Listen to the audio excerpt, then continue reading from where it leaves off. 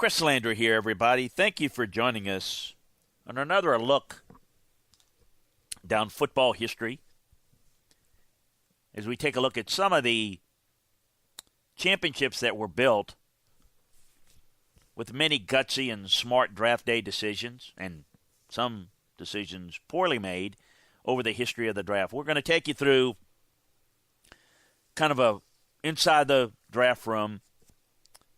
You know, the popularity of the NFL draft amongst fans have propelled several members of the media to ask me if the draft is overhyped. And my response is that while the draft is overhyped and analyzed by unqualified amateurs who study just a bunch of names and team needs, the actual scouting and execution of the draft process is the lifeblood of any organization and the ultimate deciding factor of the team's future success or failures, along with coaching and development of those players. I first started scouting in the NFL as a part-time for NFL Hall of Famer Jack Butler of the Blesto Scouting Combine in the early 1980s while attending school and learning the coaching profession. And during my time as a scout, I befriended many old-time scouts, coaches, executives who scouted in the early years of the league. And I took copious notes of many draft stories and even got numerous scouting reports copied from our research over the years. And I've always been someone that really gets into what it is I do, and my only job that I've ever had, quite frankly, has been in football. I've got a list of every draft choice that's taken since the first draft in 1936 with notes on players and story of how the choices came to be. Obviously, we can't go through every pick of every player, but I want to take you through kind of how things have evolved over the years. And scouting was much different in the 30s through the 50s. It started to change in the 60s and rapidly adjusted to the times from the 70s on due to computer filing of information and sorting through all the scouting data. My life has been blessed due to my association with guys that have shaped this league from its beginning. So I'm kind of go take you through kind of the history of some things, some decisions that were made, and we look at it in retrospect. And it is not a case where we're poking fun at certain decisions or, you know, a lot of this is luck. It's you know, to me, luck is a lot of when preparation meets desire, and you really work, you're really hard, and when preparation meets, you know, combined with the desire and meets an opportunity, you kind of create your own luck. But there's some things that, quite frankly, you get lucky with. So we'll take a look and have some fun of how things could have been different over the time. And, you know, in 1937, there were 5 teams in the league that passed on TCU quarterback Sammy Baugh before the Boston Redskins, yes, the Boston Redskins, took him 6 overall. He did most of his work in Washington when the Redskins moved there. 5 teams passed on him. Probably as good a pure passer as certainly one of the best we've ever seen. In 1939, the Chicago Cardinals, yes, the Cardinals were in Chicago before they went to St. Louis, before they went to Arizona. They could have had either Sid Luckman from Columbia or Davey O'Brien from TCU. TCU was having that. They went from Baugh to Davey O'Brien. They only named the award after Davey O'Brien. Gives you an idea how good that is. But they took Davey O'Brien's teammate. Now, it's one of those cases where sometimes you didn't get out to travel as much at those times. I mean, remember, flight travel, going by trains, early days, you didn't get to see some of these players. You didn't have TV. I mean, so the film was, you know, not everybody had them. It were grainy. It was tough. So you think, okay, well, they maybe didn't get out to see TCU. Oh, no, they did. They scouted TCU. They drafted the center, Kai Aldridge. Didn't draft Davey O'Brien. The Bears took Luckman a pick later. The Eagles at pick 4 took O'Brien. In 1941, the Packers selected a Hall of Fame back by the name of Tony Canato in the 9th round from Gonzaga, more known for their basketball prowess. But They were pretty good back then. In 1944, the Detroit Lions selected the great Otto Graham before letting the Hall of Fame quarterback loose to find a home with the Cleveland Browns. In 45, the Cleveland Rams, yes, they were in Cleveland before they moved out west to Los Angeles. First time. Cleveland Rams drafted Elward Crazy Legs Hirsch from Wisconsin at number 5 overall. Worked out well. The mid to late 40s was the beginning of the Philadelphia Eagles' run to stardom in championships. They selected Steve Van Buren, the great LSU running back, in 44. The year before, 1943, they selected Michigan great offensive tackle Al Wistert. The next year in 45, they drafted Indiana receiver Pete Philhos. And in 1949, they drafted the great University of Pennsylvania center and linebacker Chuck Bednarik. In 46, the great Doc Blanchard was the first ever Army player to be drafted. The Steelers drafted him 3rd overall. It was also in this draft that the Giants took Hall of Famer offensive tackle George Connor from Notre Dame and running back Charlie Choo-Choo Roberts from UT Chattanooga in the 8th round. In 47, well, they had a windfall of Hall of Famers taken in that draft. You had Dante Livelli out of Ohio State, 12th round of the Rams. Tom Landry, yes, that Tom Landry is a defensive back out of Texas, went to the Giants on the 20th round. Boston College offensive tackle Art Donovan on the 22nd round by the Giants before he headed to the great fame with the Colts. In 1948, future Hall of Fame quarterbacks Bobby Lane from Texas and Y.A. Tittle from LSU were drafted. Both were first-rounders. Lane by the Bears and Tittle by the Lions. The best value, as you know, that Y.A. is more known for the Niner and the Giants fame. Bobby Lane was ended up with the Lions. The best value pick in that draft was the Eagles' 26th round pick, offensive tackle Luke Creekmer of William and Mary, a Hall of Famer. In 1949, if you look at Chuck Bednarik, you had Doak Walker, first rounders, Boston Yanks. The Rams, 4th round pick, Norm Van Brocklin. Steelers, 12th round pick, Jim Finks from Tulsa. And the great Bears, 12th round pick, George Blanda, quarterback from Kentucky. Played for Bear Bryant. In 1950, the year the great Notre Dame end Leon Hart was drafted number 1 to the Lions, as well as Minnesota, outstanding end, drafted by the Eagles in the 1st round, Harry Grant. You probably know him more as Bud Grant, the great Viking coach. 1952 is the year of the great runners. Ollie Matson from the University of San Francisco, first. Number 3 to the Chicago Cardinals. Hugh McElhenney from Washington to the Niners. Frank Gifford, 11th to the Giants. The New York Yanks, yes, they were a football team called the New York Yanks. Got great value on the 2nd round with San Francisco offensive tackle Gino Marchetti. You had Gino Marchetti blocking for Ollie Matson. Yeah, University of San Francisco was getting it done big time at one point. Not only had the great football teams that we know,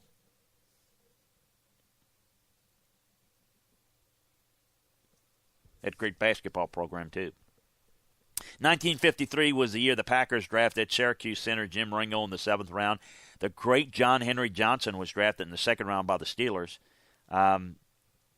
He came out of Arizona State. And then there was this outstanding guard from Dayton, drafted on the 20th round.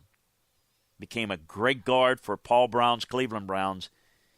You might remember him more from his coaching prowess with the Steelers, Chuck Noll.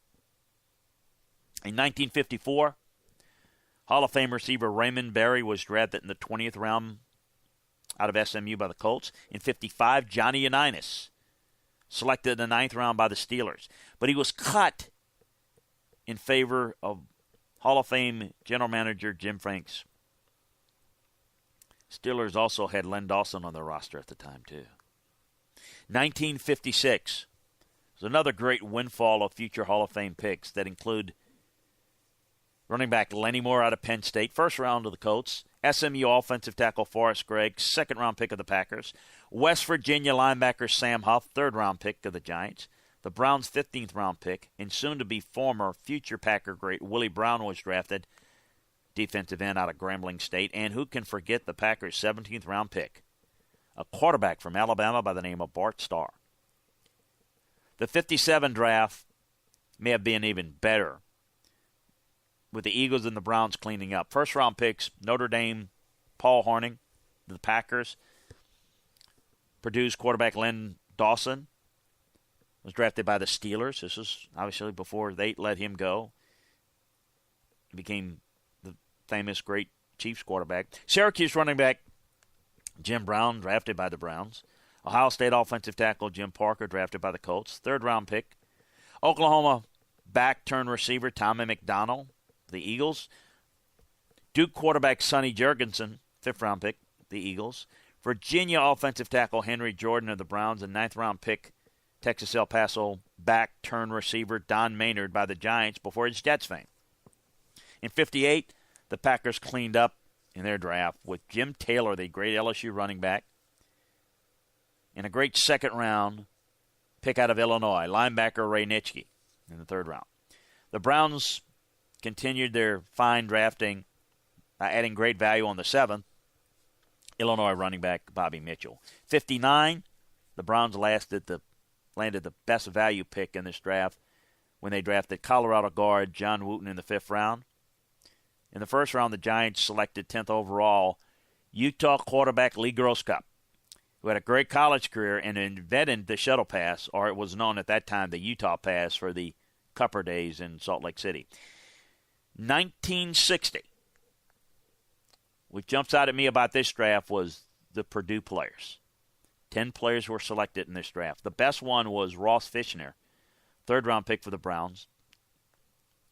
The key picks in the draft were USC offensive tackle, first-round pick of the Colts, before going off to San Diego. The best value pick was Utah halfback turned safety Larry Wilson by the Chicago Cardinals in the seventh round. Wilson went on to run the Cardinals for years in St. Louis for Bill Bidwell.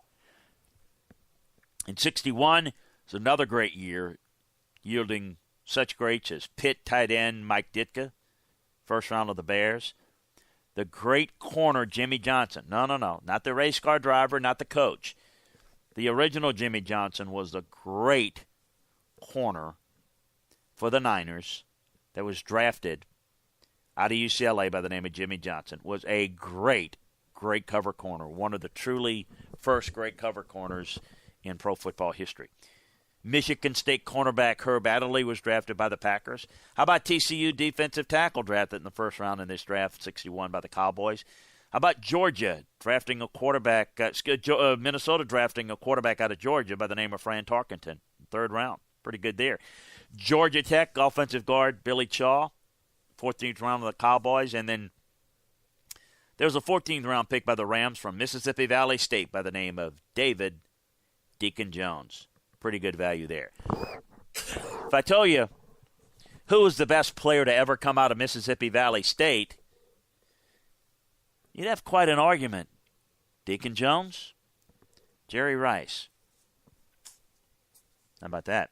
1962 draft saw the Rams holding the second and third overall picks in the first round. They used the second on North Carolina State quarterback Roman Gabriel, and the third on Utah State defensive tackle Merlin Olsen. Pretty good there. It's also the year that the 49ers drafted Arkansas wide receiver Lance Allworth in the first round, but lost him to the most explosive passing game of the AFL Chargers. The Packers worked their magic again late in the draft with the selection of defensive tackle Buck Buchanan out of Grambling State in the 17th round. The Vikings also found a gem in the fourth round with the selection of Roy Mooney Winston out of LSU. 1963, the Vikings selected University of Minnesota great linebacker Bobby Bell before he went on to play for the Kansas City Chiefs and helped later beat the Vikings in Super Bowl IV. In the second round, the Colts drafted Syracuse tight end John Mackey, while on the 10th round, the Cardinals drafted Northwestern State tight end Jackie Smith. In 64, There were these first-round gems were Nebraska offensive guard Bob Brown by the Eagles, Arizona State running back turned wide receiver Charlie Taylor by the Redskins. What a great one he was. Minnesota defensive end Carl Eller, taken by the Vikings. Ohio State wide receiver Paul Warfield by the Browns. Second-round picks. How about this? Oregon wide receiver Mel Renfro. Iowa safety Paul Krause by the Redskins. Third-round gem, Oregon linebacker Dave Wilcox for the 49ers. And some late-round gems, too. Eighth-round running back Leroy Kelly by the Browns. And then, of course, who can forget the 10th-round selection? Would have been drafted a lot higher if not for his naval commitment. The 10th-round selection of Roger Staubach by the Cowboys. In 1965, it was the year that the Bears drafted a linebacker out of Illinois, third overall, Dick Butkus. And then fourth overall, they took Gale Sayers. They came into the league almost in unison. And when they went into the league, they were, Butkus and Sayers. Sayers didn't have the long career due to the injury. Those days, you suffered a knee injury, it was tough to come back from. They had to cut through ligaments and muscle, and not like the arthroscopic world of today. It was also the year, 65, that Joe Namath was the first round pick of the Cardinals. Yes, he was drafted by the Cardinals. But he opted to play for the Jets of the AFL. We know that. One of the best players in that draft year was a wide receiver out of Florida State by the name of Fred Biletnikoff, who was drafted in the third round by the Lions. But he opted to sign with the AFL in the Oakland Raiders. In 1966, if you're kind of wondering, by the way, the AFL, the NFL didn't have the stranglehold over football like it does today. The AFL came in, and they got a lot of players. The money wasn't great either way. The AFL had some rich owners, and they actually spent a little bit more money on some players like Namath, and so they outbid certain players. But then they saw themselves as a big, wide-open passing game, so they were able to recruit the receivers, and it was the place to go, the AFL over the NFL in those days. In 66, Atlanta had the number one pick and took Texas linebacker Tommy Nobis, and Michigan offensive tackle Tom Mack went number 2 to the Rams, but the best value may have been in the 5th round when the Cowboys selected Oklahoma State Cowboy running back Walt Garrison. 67 was a banner year with great first-round selections, and it had Purdue quarterback Bob Greasy to the Dolphins, Notre Dame defensive end Alan Page to the Vikings, Texas A&M Kingsville offensive guard Gene Upshaw. Great second-round picks were Jackson State defensive back Lem Barney to the Lions, Morgan State linebacker Willie Lanier to the Chiefs. How about the 9th-round pick? The Oilers landing Prairie View A&M safety Ken Houston. The Dolphins had a dilemma with their pick. The Florida quarterback Steve Spurrier with the guy in the eyes of the owner, but the Dolphins scouts preferred Bob Greasy. The 49ers made the pick easy. They took Spurrier 1 pick before the Dolphins. Spurrier was a flop as a player in the league. Bob Greasy is obviously a Hall of Famer. In 1968, the Oilers landed North Carolina A&T defensive end Alvin Pathé in the 3rd round, while the Raiders landed their own small college 3rd-round gem in Maryland Eastern Shore offensive tackle Art Shell. 69 was, we know, as the O.J. Simpson draft. His scouting grades are some of the highest to this day in league history. But it was also the draft of Mean Joe Green, the great University of Cincinnati quarterback Greg Cook, who was on his way to being one of the all-time greats before he tore up his shoulder, the Tommy John rotator cuff surgery. That wasn't invented yet. He was the MVP one year playing all season with a torn rotator cuff. Let me repeat that. He had a torn rotator cuff. They didn't know it. They figured it out later. He played 1 year with a torn rotator cuff, and all he did was win MVP. Bill Walsh, to his dying day, said that Greg Cook was the most talented quarterback he has ever seen. Obviously, he coached Joe Montana. Other great picks in that draft were Miami linebacker Ted Hendricks, a second-rounder by the Colts, before heading off to Oakland Raider fame. Before he headed to the Chargers, Grambling State wide receiver Charlie Joyner was the 4th-round pick of the Oilers. The Falcons hit it big with their 11th-round pick out of Kentucky, center Jeff Van Note. Also in 1969, a multi-position athlete was catching the eye of many scouts in the Ivy League, but it was the Cowboys who found Calvin Hill a great running back fit for the Yale superstar and took him in the first round, 24th overall, higher than most had him rated. In 1970, the Steelers selected Terry Bradshaw of Louisiana Tech over Purdue's Mike Phipps. And on the 3rd round, selected Southern University out of Baton Rouge, Louisiana, corner Mel Blount. And before he learned to drive a white Ford Bronco, USC defensive end Al Collins was the 5th overall selection of the Buffalo Bills, joining former college teammate O.J. Simpson. The Steelers won a coin flip with the Bears that year and took Bradshaw. The rival Browns loved Mike Phipps and traded up to number 3 to take him to replace Bill Nelson. The deal probably ruined the Browns as a championship-caliber team for many years to come. First, the Browns gave up Paul Warfield in the trade. Phipps never produced like they had hoped, and Warfield was the key figure in the Don Shula Super Bowl runs in Miami. Then to compensate for the loss of Warfield, the Browns gave the Giants a big bounty for Homer Jones, including a 1969 first-round pick, Ron Johnson, who later became a great feature runner. Aside from running the opening kickoff on the first-ever Monday Night Football game, Homer Jones was a bust in Cleveland. In 1971, with the aforementioned quarterback's Greg Future's shoulder very much in doubt, the Bengals needed a quarterback.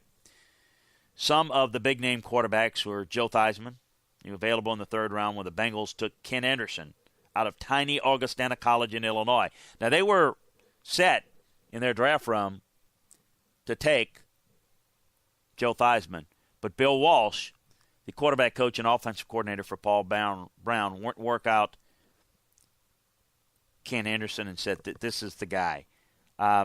He convinced Paul Brown to take it. After having him in camp for 1 week, legendary coach Paul Brown proclaimed that he was going to be better than the first 3 players taken in the draft: Jim Plunkett, Archie Manning, and Dad Pastorini. Other big 71 picks were Kansas running back John Higgins by the Jets in the 1st round, later of the Redskins fame, of course. Florida defensive end Jack Youngblood in the 1st round by the Rams. Great 2nd-round value included the Steelers' selection of linebacker Jack Ham out of Penn State and the Cardinals' selection of Michigan offensive tackle Dan Dierdorf. 1972, the Pittsburgh's 2 biggest needs were at running back and corner. Chuck Noll was hoping to get Willie Buchanan with the 13th pick in the 1st round, but the Packers grabbed him at 7. Things started to stir in the Steelers' war room. Noll wanted University of Houston running back Robert Newhouse, a great person who overachieved in college, while the Scouts wanted a Penn State running back by the name of Franco Harris, who they felt had more size, speed, and ability than the more celebrated running back mate at Penn State, Lydell Mitchell. Art Rooney Jr. sided with Dick Haley and the rest of the Scouts and ultimately decided to go with Franco Harris. The best late-round selection that year was by the Rams, taking Virginia State defensive tackle Larry Brooks. You remember him? He was the first guy that had a cage face mask. He had more areas covered than you can imagine.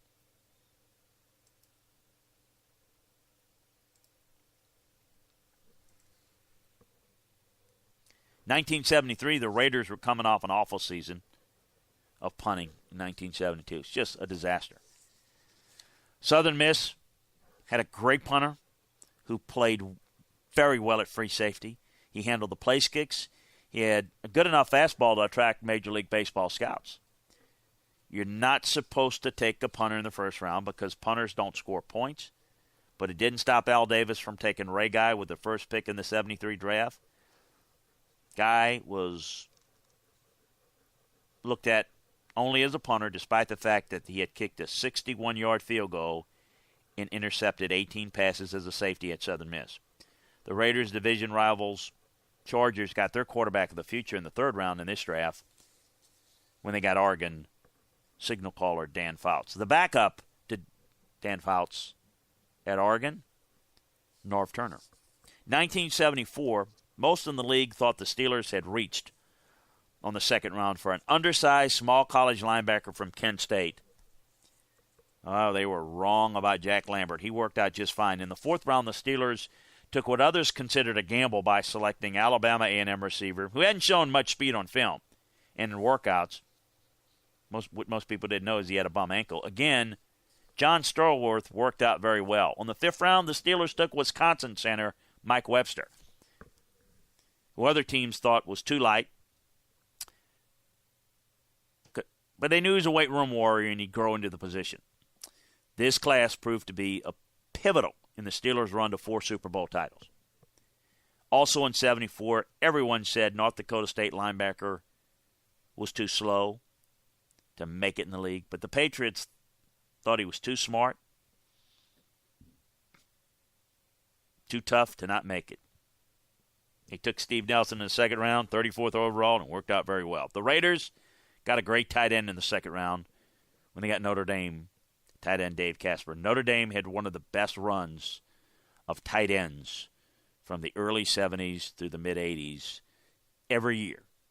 Every starting Notre Dame tight end not only was drafted, most drafted high, and all were successful. The Steelers may have had the best draft in history in that 74 draft, while the Saints could have had the worst draft in league history. Only 4 of their 16 picks lasted as long as 3 seasons with the Saints. That was pretty much the norm at that time for that organization. For their first-round pick, number 13, the Saints drafted Ohio State linebacker Rick Middleton. They had a linebacker at Ohio State, his teammate, by the name of Randy Gradishar. He's taken on the very next pick by the Broncos. 1975 was the start of the Jim Finks, Bill Tobin, Jim Palmer run with the Bears. They selected Walter Payton out of Jackson State in the first round. His blocking mate, running back, fullback Roland Harper out of Louisiana Tech, was on the 17th round. The safety with who they named the 46 defense after, Ohio State safety Doug Plank. Penn State defensive end Mike Hardenstein in the second round. Western Kentucky defensive back Virgil Livers in the fourth. Maryland quarterback Bob Avellini in the sixth round. It was also a good draft for the Cowboys. They landed Randy White in the first, Thomas Hollywood Henderson from Langston College in Oklahoma in the second, Arizona State linebacker Bob Bruning in the third, Stanford defensive end turned offensive tackle Pat Donovan in the fourth, Tennessee State linebacker Mike Hagman in the seventh, as well as Virginia Union guard Herb Scott in the 14th. The Colts had the number 1 overall pick, but what follows is an example of a terrible draft decision. The Colts traded down to 3 with the Falcons, who moved up to take Cal quarterback Steve Burkowski. And the Cowboys took Maryland Randy White. The Colts then selected North Carolina guard Ken Huff, who was the best of a weak group of offensive linemen that year. 1975 was also one of the worst drafts in history by the St. Louis Cardinals. Their first-round pick, Texas A&M cornerback Tim Gray, was traded after 1 year. Their second pick, New Mexico State running back Jim Germany, never played for the team. Of their 15 picks, only Wyoming 10th-round pick Mike McGraw and 11th-round pick Northern Illinois running back Jerry Latin were even on the team in 1976. 1 year later, only 2 out of 15. Incredibly awful. You couldn't try to be worse than that and get away with it. 1976 saw the Bucs arrive as an expansion team along with the Seahawks. They got Leroy Selman with their first pick. It also saw his teammate Joe Washington go number 4 to the Chargers. The Patriots got one of the all-time best corners in this draft with the 5th overall selection of Arizona State corner Michael Haynes. This draft also saw the Rams select offensive tackle Jackie Slater in the 3rd round, and the Oilers were the ones to draft Steve Largent out of Tulsa in the 4th round before he ended up in Seahawk fame. In 77, the Packers took Mike Butler with their first-round pick and hoped to take Tennessee wide receiver Stanley Morgan with their second. To the Patriots, beat them to the speedster. Packers scouts were intrigued by undersized Morris Brown defensive end Ezra Johnson, but Johnson's only exposure to good competition was in the Canadian-American game All-Star game where he played outside backer. Nevertheless, Bart Starr chose to roll the dice on Johnson and got a big-time pass rusher who outlasted all the defensive linemen drafted before him and outperformed most of them. That year, Eddie Edwards of the Bengals, Gary Jeter of the Giants, Joe Campbell with the Saints, Wilson Whitley of the Bengals, and A.J. Dewey of the Dolphins were all taken in the first half of the first round. The draft also saw the Cowboys move up with the Seahawks to draft Pittsburgh running back Tony Dorsett. The Raiders got great value with their 12th round pick of Rod Martin out of USC. 1978, Michigan's Mike Kim was too small at 250 pounds to play tackle in the NFL. But the Atlanta Falcons thought otherwise, selected the athletic future all-pro tackle. And remember, 250 pounds was light back then, but not too much. That would be like a 280-pound guy today. That's a little too light. The draft will be remembered most of all for the Hall of Fame first-rounders. Texas running back Earl Campbell to the Oilers. Stanford wide receiver James Lofton to the Packers. Alabama wide receiver turned tight end Ozzie Newsome to the Browns. The Patriots also landed an 8th-round gem in USC running back Mosi Tutupu.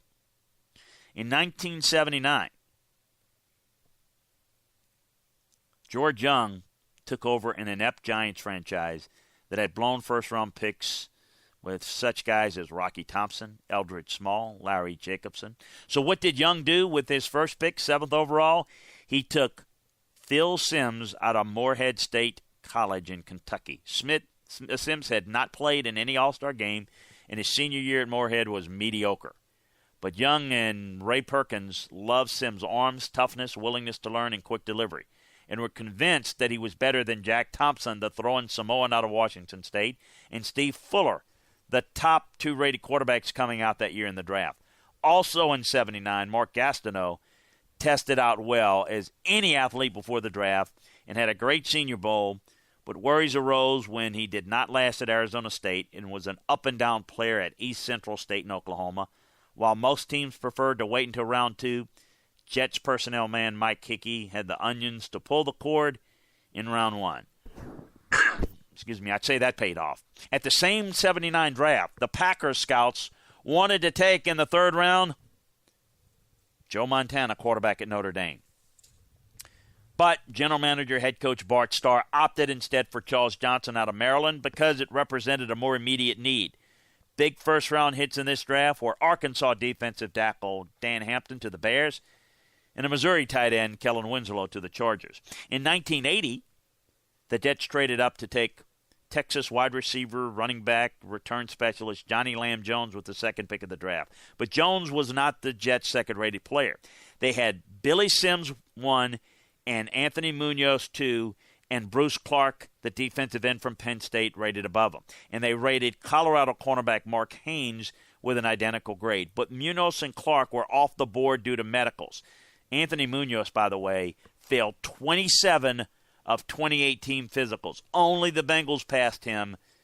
Boy, did they get benefit by doing so. When the Lions took Sims off the board, they had their choice of Jones and Haynes and took Jones.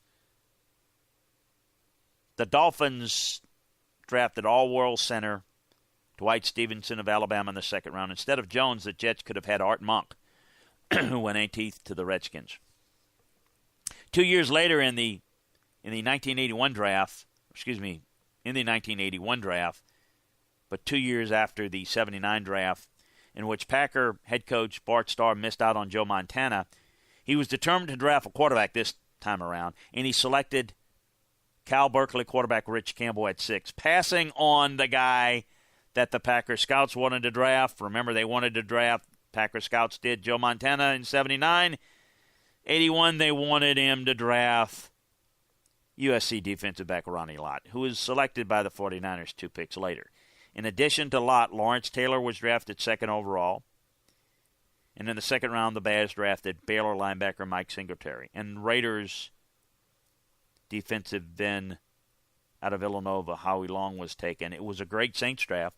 At South Carolina running back George Rogers in the 1st, Pitt Pitt linebacker Ricky Jackson in the second. Auburn defensive end Frank Warren in the third. USC Hobie Brenner. And their later round picks, they got Hokie Gajon in the 10th, running back out of LSU, and San Diego State defensive tackle Jim Wilkes in the 14th. In 1982, coach general manager Ernie Accorsi drafted gambling degenerate Ohio State quarterback Art Schleister, passing over Marcus Allen and Mike Munchak, two Hall of Famers. 1983, the Super Bowl champion Washington Redskins' most pressing need was corner. However, in the draft, as strong as 1983 was, it was hard to pull the trigger on a 5'8 corner from a small school in the first round. But Bobby Beathard, Hall of Famer Bobby Beathard, did just that by taking Darrell Green from Texas A&I, now called Texas A&M Kingsville. Also in 83, the Bills' second first-round pick was Jim Kelly.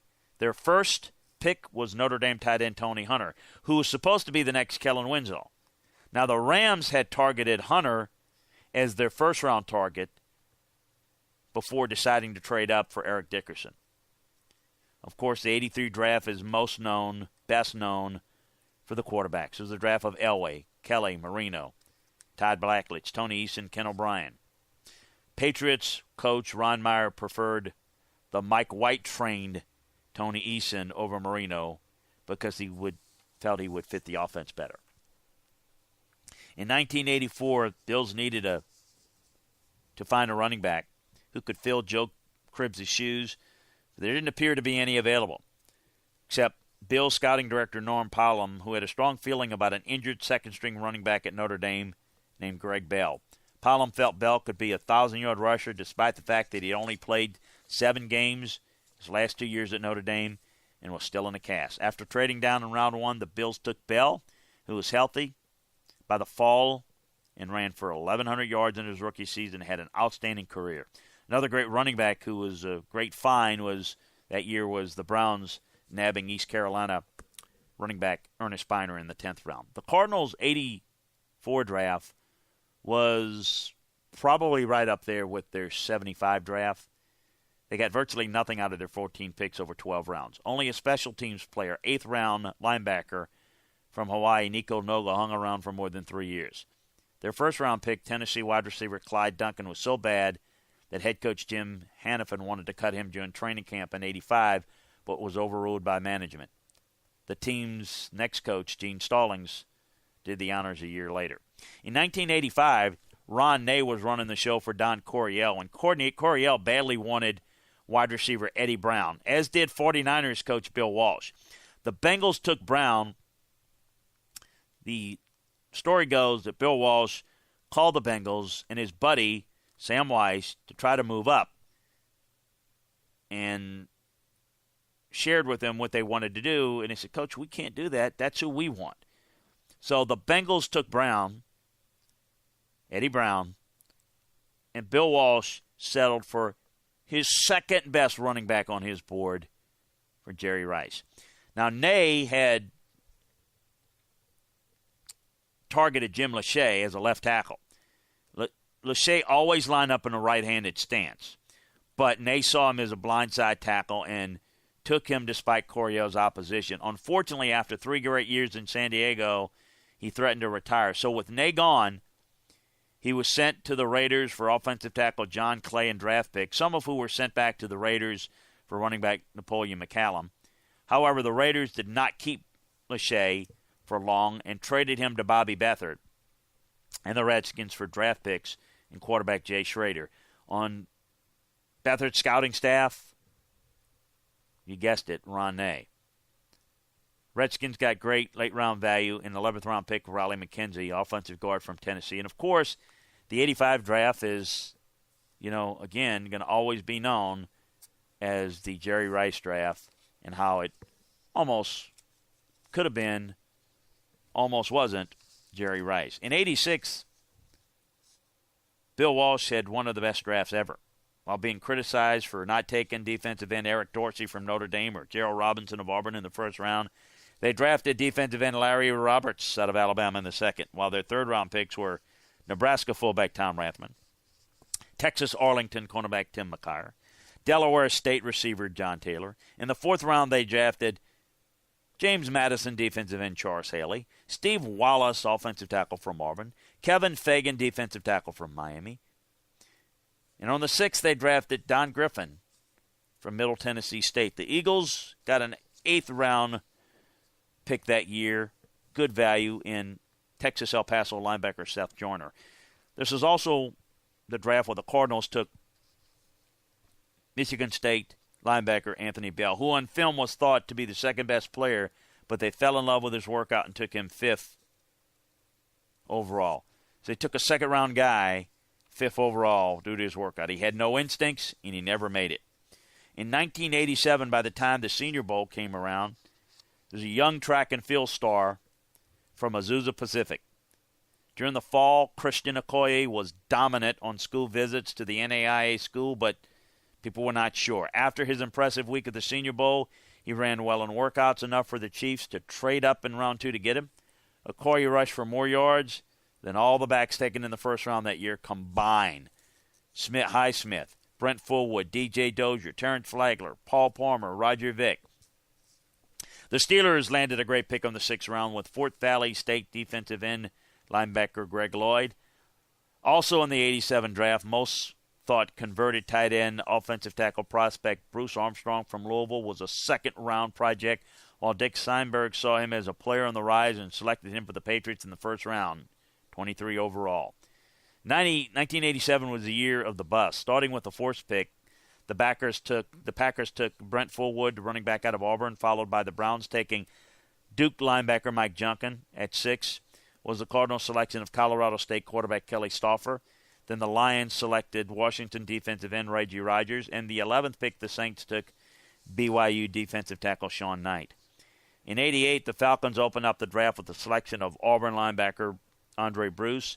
Marion Campbell's system was too difficult for him to learn, and he never made it. The Jets were close to drafting Arizona State guard Randall McDaniel, but they opted for USC's Dave Cadigan because they thought he could play tackle. Be careful. You can value a tackle more than guard, and you should, but you better evaluate the player correctly before you make that decision.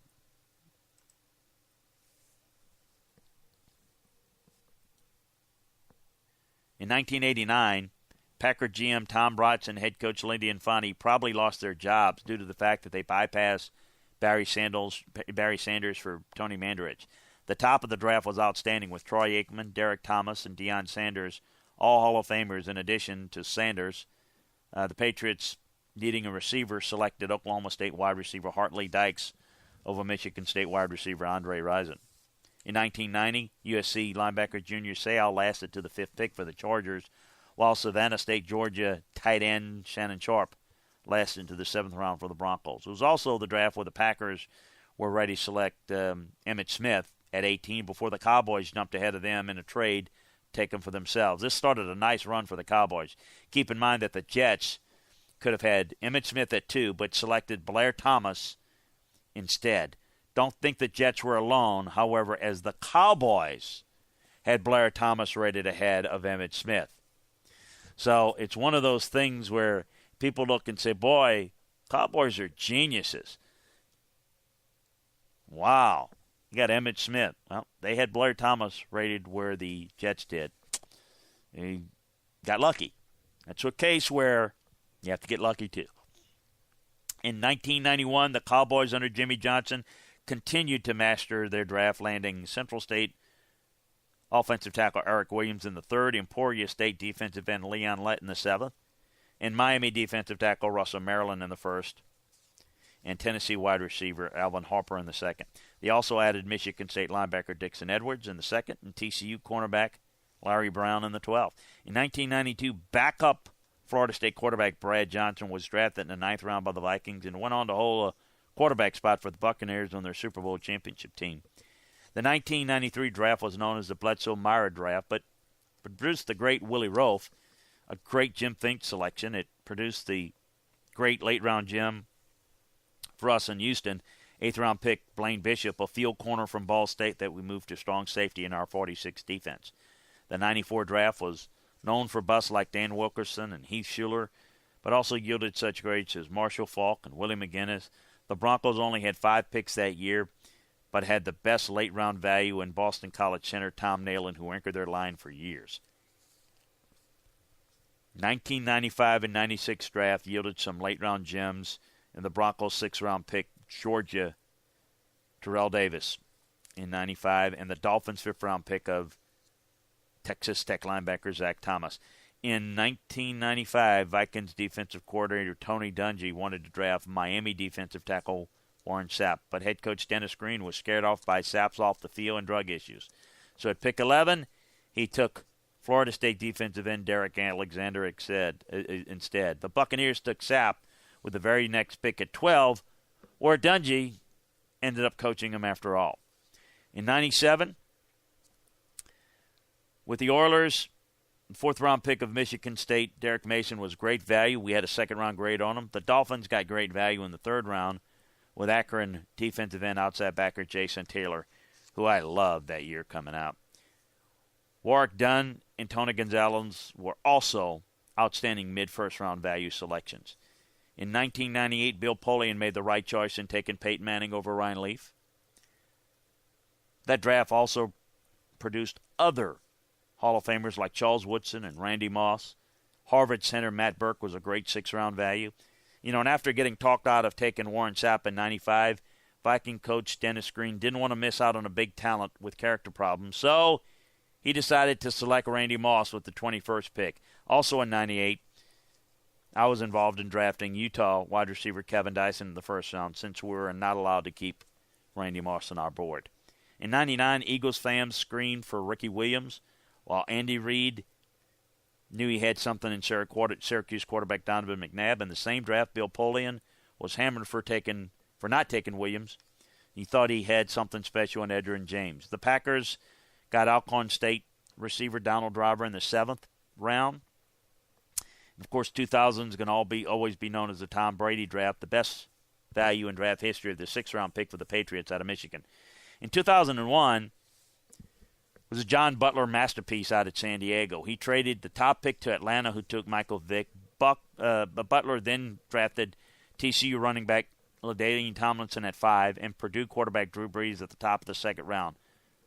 Butler always believed Brees was the best quarterback in the draft by far.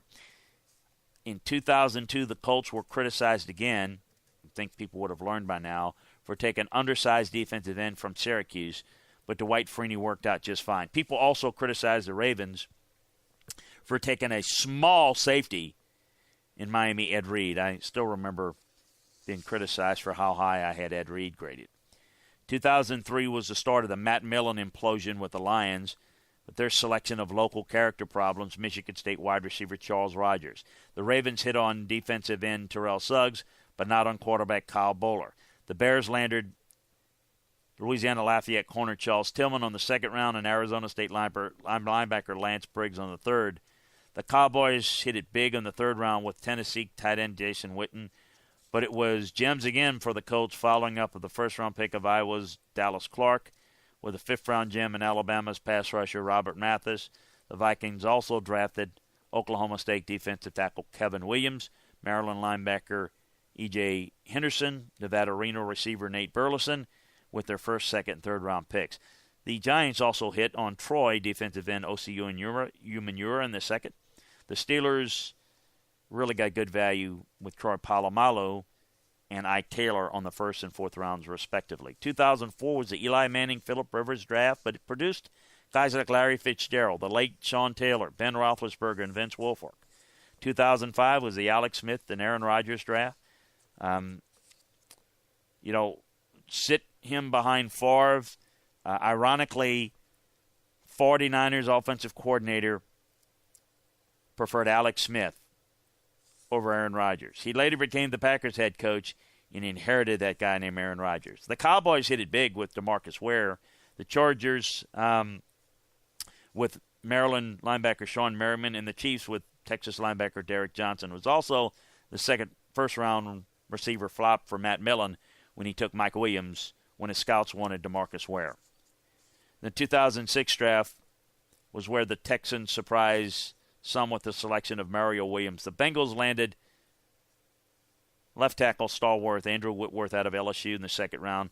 The Jaguars hit on a pair of UCLA standouts, tight end Mercedes Lewis and running back Maurice Jones-Drew, who had a better career than Reggie Bush. The Jets put their stamp on an offensive line with the first two-round offensive line selection in DeBrickashaw Ferguson and Nick Mangold. There was also quarterback flops and Arizona selection of USC's quarterback Matt Leinart, Tennessee selection of Vince Young. 2007 draft was a massive flop with Jamarcus Russell taken number 1 by the Raiders, while the second and third picks were outstanding in Georgia Tech wide receiver Charles Johnson by the Lions and Wisconsin's Joe Thomas by the Browns. Other first-round gems were Navarro Bowman, Marshawn Lynch, Darrelle Revis, Greg Olson, while the Chargers landed Utah safety Eric Weddle in the second. 2008 draft saw the Falcons find their future quarterback in Matt Ryan. The Dolphins passed on him. The Packers drafted wide receiver Jordy Nelson in the second, while the Chiefs found Texas running back Jamal Charles in the third. Saints got great value in the sixth round with Carl Nix, guard out of Nebraska. 2009 saw the Lions get Matthew Stafford, and the Chiefs wasted a third pick overall on two gapping defensive tackle Tyson Jackson. The Ravens got productive edge rusher in the second round Paul Kruger, and a good cover corner and nickel state corner Ladarius Webbs. The Packers upgraded their defense. The first round pick defensive tackle B.J. Raji and outside linebacker Clay Matthews. Dolphins got good value in Utah corner Sean Smith. 2000 draft was owned by the Seahawks. They had 2 first-round picks and used them on Oklahoma State offensive tackle Russell Okung and Texas's Earl Thomas while drafting Notre Dame wide receiver Golden Tate, Walter Thurman in the second and fourth rounds. And in the fifth round, they drafted Virginia Tech safety Cam Chancellor. It was also the last draft where you can have the big bonus babies. This is the Sam Bradford draft. Ndamukong Suh, Gerald McCoy, Eric Berry were among the biggest stars out of this draft, along with Thomas and Des Bryant. The Browns GM hit it big with Florida cornerback Joe Hayden and Oregon safety T.J. Ward in the first and second rounds, but the Browns didn't keep him. The Browns hit on Demaryius Thomas in the first, Utah center guard Zane Beadles in the second, and Minnesota wide receiver Eric Decker in the third. The Packers got Iowa tackle Brian Balaga in the first, Georgia Tech defensive back Morgan Burnett in the third, Penn State tight end Andrew Quarles in the fifth, and Buffalo running back James Starks in the sixth. The Patriots grabbed injury question tight end Rob Gronkowski in the second out of Arizona. The Saints' Sean Payton spotted and targeted a former basketball player turned tight end Jimmy Graham and got him in the third round. The Giants got great value with University of South Florida defensive end Jason Pierre-Paul and second-round value with East Carolina defensive tackle Linval Joseph. 11 draft was a smashing success at the top with Newton and Von Miller and Marcel Darius and A.J. Green and Patrick Peterson and Julio Jones and Aldon Smith, said off-the-field issues, Tyron Smith, J.J. Watt, Robert Quinn, Cam Jordan, Muhammad Wilkerson. The Seahawks continued their great drafting with Mississippi State linebacker K.J. Wright in the fourth, Stanford corner Richard Sherman in the fifth, Clemson corner Byron Maxwell in the sixth, and USC outside backer Malcolm Smith in the seventh. The Bengals not only got Georgia wide receiver A.J. Green in the first, but TCU quarterback Andy Dalton in the second, and a starting guard in the fifth with the selection of Georgia's Clint Bowling. In addition to drafting the elite USC tackle Tyron Smith in the first, the Cowboys drafted Oklahoma running back DeMarco Murray in the third. The Broncos had a great draft with the selection of Von Miller at 2, UCLA's Raheem Moore in the second, who played well early, then had some problems and flamed out his career, and Miami guard Orlando Franklin, NC State linebacker Nate Irving in the third round, Portland State's tight end Julius Thomas in the fourth. The Jaguars find some value in the fourth round with Mount Union receiver Cecil Shorts. In addition to drafting the aforementioned Aldon Smith in the first round, the 49ers got Colin Kaepernick in the second. 2012 draft was the Andrew Luck RG3 draft. They had other players in it, though. The quality of Luke Kuechly and Dontari Poe and Fletcher Cox and Chandler Jones and Kevin Zeitler and Harrison Smith and Doug Martin, also first-round gems. The Broncos draft run by Tom Heckert with huge help from John Fox and Jack Del Rio hit it big with Derek Wolfe in the second. Arizona State, they drafted Brock Osweiler, however. They got Malik Jackson in the fifth, Danny Trevathan in the sixth, and, of course, the Colts drafted Andrew Luck. The Dolphins drafted Olivier Vernon. They drafted his teammate Lamar Miller. The Vikings drafted Matt Khalil in that draft. They also got Harrison Smith in that draft. The success of the Seahawks draft continued with the Bruce Irvin having some success. Bobby Wagner in the second. Russell Wilson in the third. J.R. Sweezy in the seventh. The Bucs got two good picks in Doug Martin, who flamed out his career but had a good start of his career. And, of course, the great Levante David in the second round after misplacing value with Mark Barron with the seventh overall pick.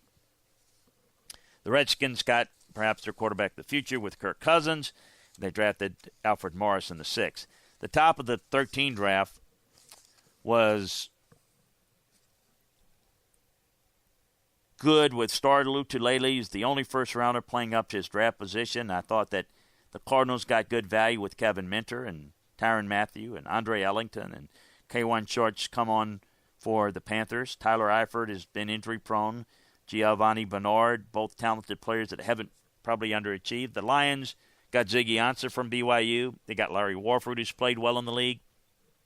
Travis Kelce, and was drafted in this draft. The Steelers did not get initial production from Jarvis Jones, and that's been an issue. But Le'Veon Bell's been successful. Marcus Wheaton has been in and out successful out of Oregon State. Landry Jones is still kicking around the league as a backup quarterback.